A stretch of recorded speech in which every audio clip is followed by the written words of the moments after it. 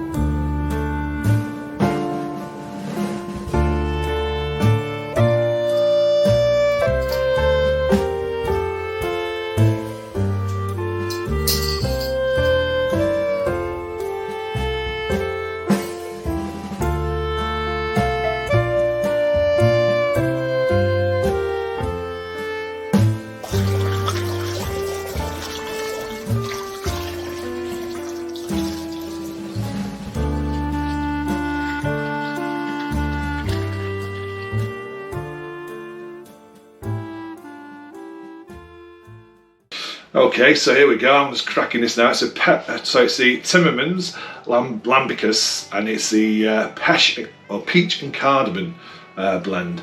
So yeah, I'm really looking forward to this. Mrs. B has actually had one of these because Simo sent one down for us, and she really enjoyed it. So I thought I'm going to get myself one whilst I do this video. I'm not going to be reviewing it now. I just thought I want to have some form of lambic. This is a sweetened version of a lambic, by the way, just while we're doing this. So how did I do it? So if you've just watched the brew day again, there's processes in there which are new to me. So let me take it on. Just want to go for this. Oh, that is superb, really refreshing as well. What percentage is that? 4%. Oh, there's lots. You can definitely get into peach in there. So what was that? What did I have to do? So the lambic style, wild yeast, spontaneous. One of the things that I noticed watching the documentary, I understand as well, is opening the windows, naturally cooling that wort. So in a normal process, you cool the wort by using, for me, stovetop, small batch. I use a sink, ice water, cool the wort as quickly as I can and get it into a fermenter.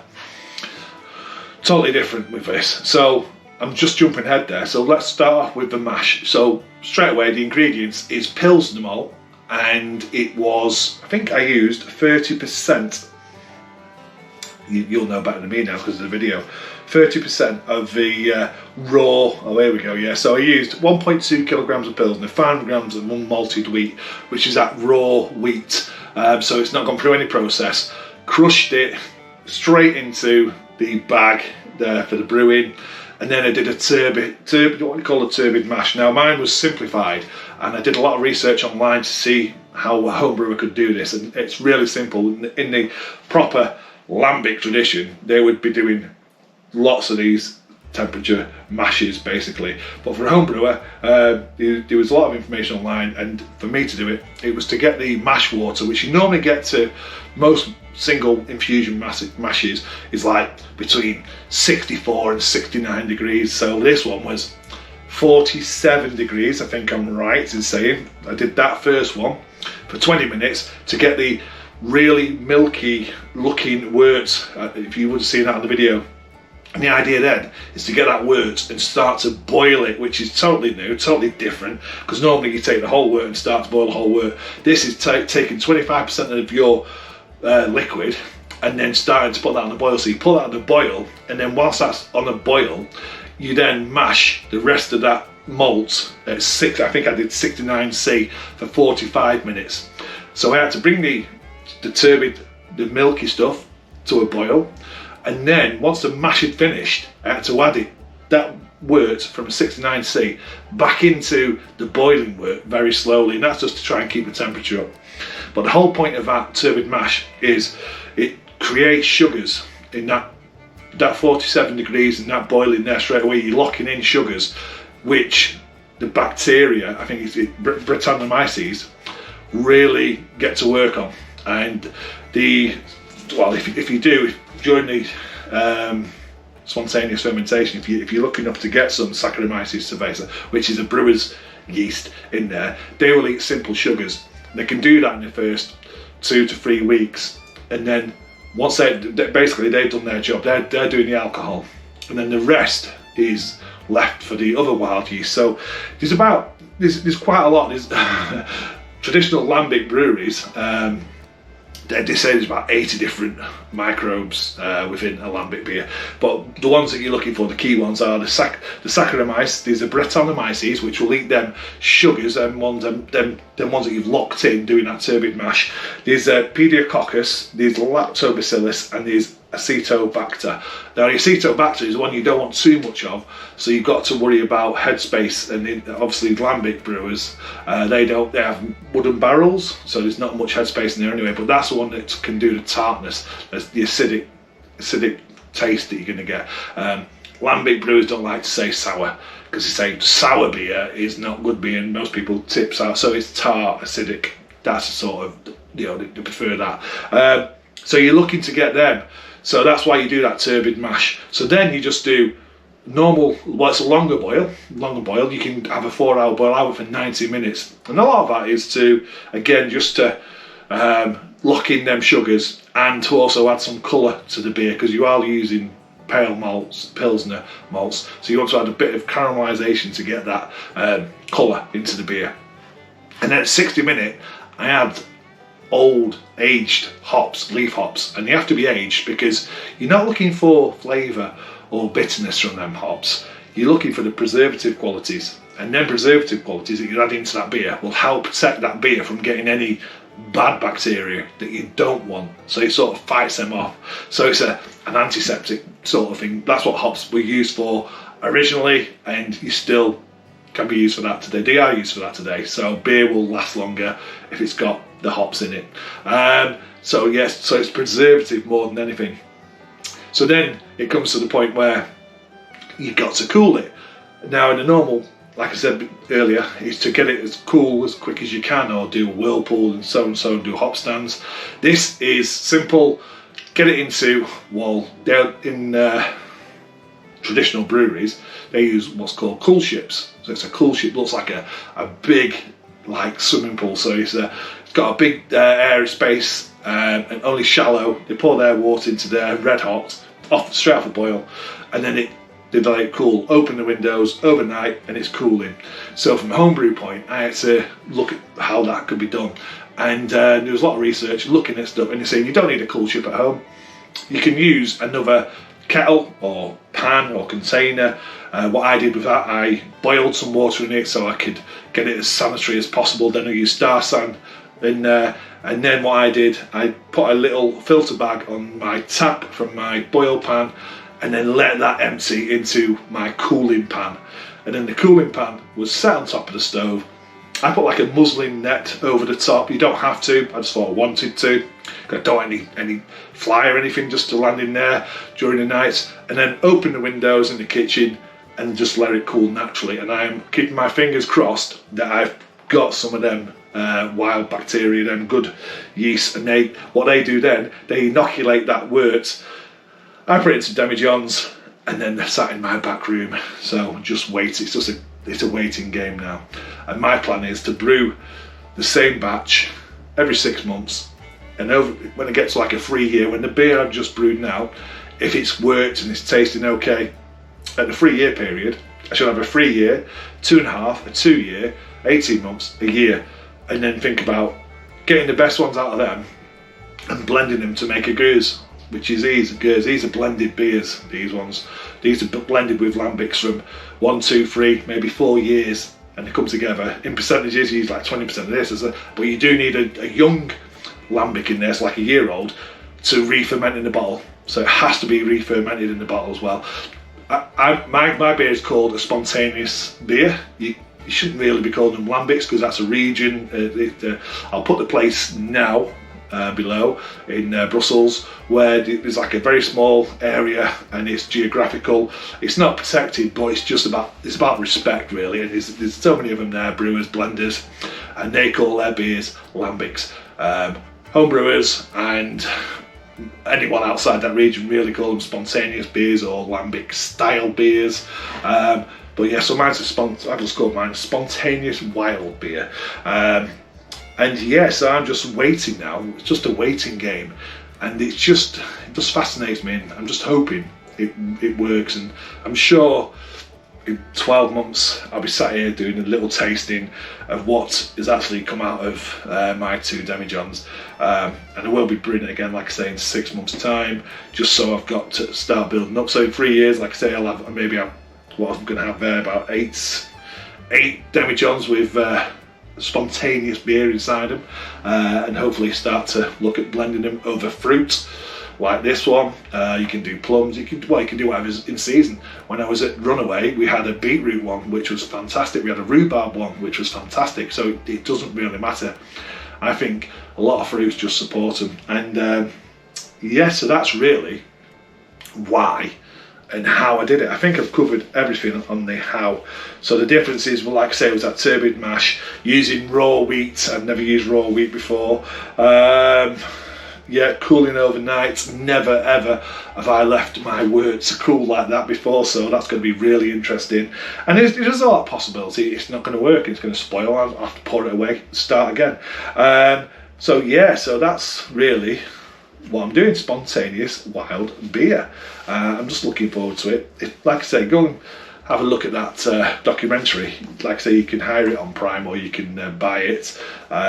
Like I said, I bought it because it just fascinated me, and I just love the story behind them breweries, them Freya mentioned, especially the family traditions and how they do it. It's just, I'm a bit of a geek lad. It just draws me in, and I can watch it, and just, you know, it's just part of being a beer geek, I suppose. So yeah, so there's nothing much more to say, but if you've got any questions, please put them below. Like I say, it's new to me, something totally different. It takes, you know, it's just a new process, and it's just fascinating that brewing beer, how it was brewed many years ago without adding yeast.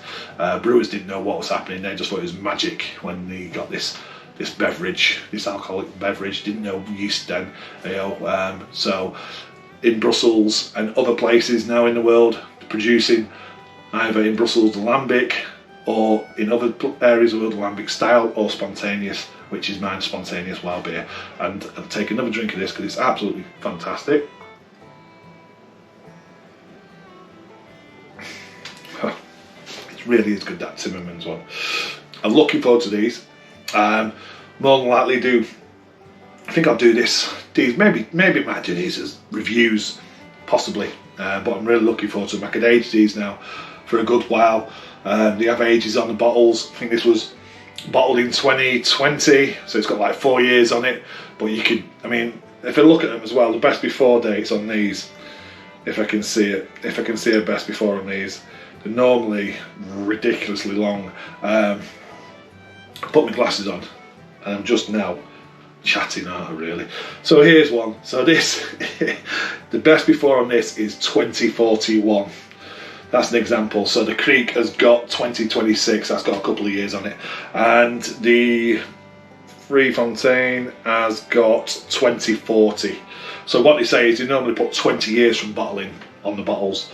So yeah, that's interesting as well, that you can bottle. And that's what I'm gonna, something new for me, I'm gonna keep these bottles. I'm gonna possibly champagne cork and cage, or you can get the larger cap. Don't know yet, depends if that works. But yeah, so that's it really. So why and how, and yeah, it's going to be an interesting journey. Okay, that's it. Thanks for watching, and I'll see you on another one. Cheers.